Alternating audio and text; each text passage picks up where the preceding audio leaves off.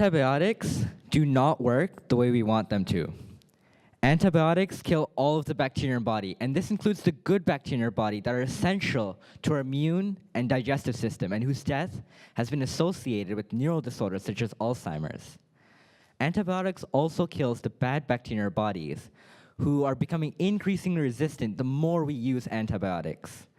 Now, these bacteria that are becoming resistant are called superbugs, and their impact in the future will be so great that they will have killed 50 million people by 2050.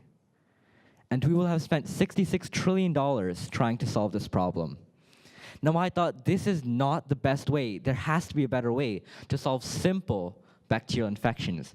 And in my research, I found something called phage therapy, which is basically the use of phages, which are tiny little microorganisms that infect and kill bacteria every day, everywhere. So we're basically just using these phages as a substitute for antibiotics and putting them inside our own bodies to selectively target the bad bacteria with no harm done to the good bacteria. Now, phages can only be associated with a few strains in a certain species of bacteria, and this gives them a property known as selective toxicity.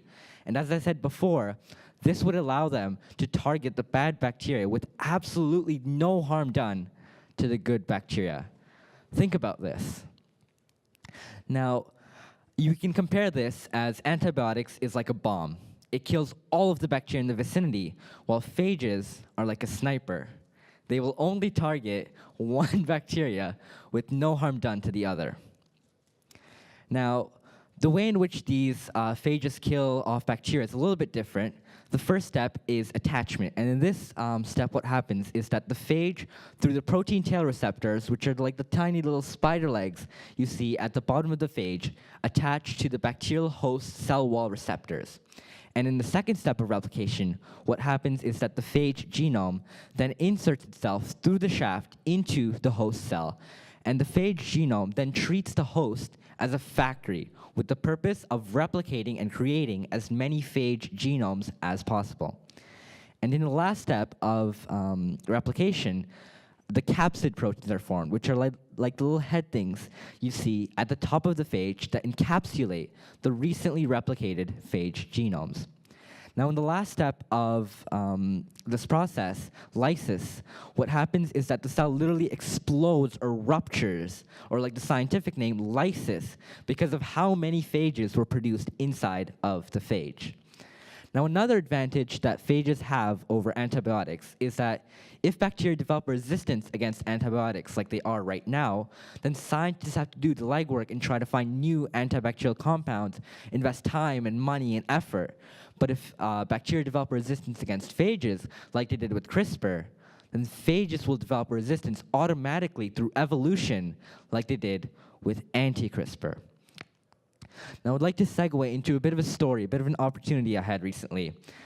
Before I talk about this, I was recently inducted into the International Bacteriophage Research Consortium, which is basically made of PhDs and people who have spent their entire life researching phages.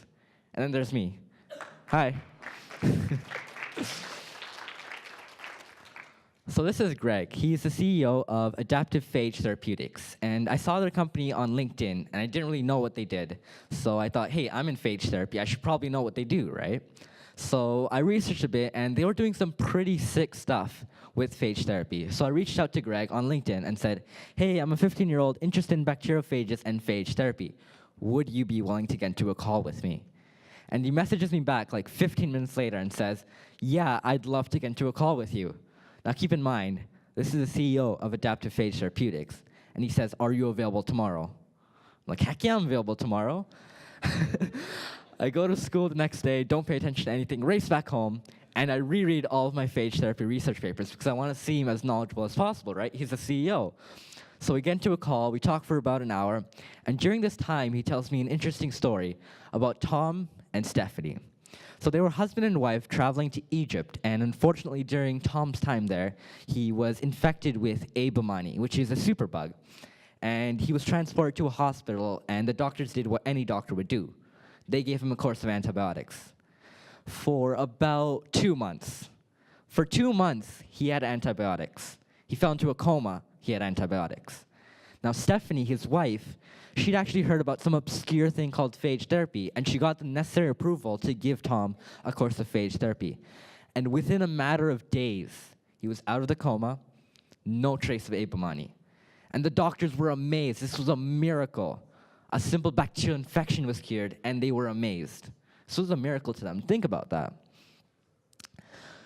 Now, near the end of the call, Greg, he invited me to Washington to work with this team and do some research with them and advance the field of phage therapy.